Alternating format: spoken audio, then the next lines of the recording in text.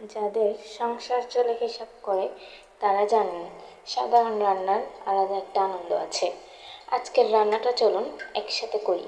আজ তেমন কোনো বিশেষ রান্না না, ঘরে যা ছিল তা দিয়েই ডাল আর ভাজি রান্না করছি। আমাদের মতো সাধারণ মধ্যবিত্ত পরিবারের প্রতিটি দিনই এমন ছোট ছোট হিসাব করে দায়িত্বের মধ্যে দিয়ে কাটে।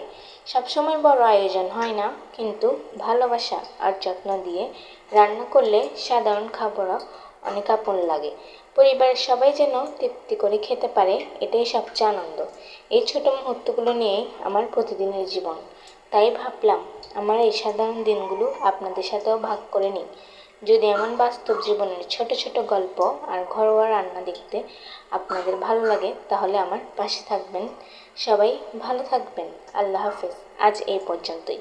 আমার ভিডিওটি যদি ভালো লাগে একটি লাইক এবং একটি কমেন্ট করে দিবেন। আর এমন ভিডিও দেখতে অবশ্যই আমার পেজটি ফলো করে দিবেন।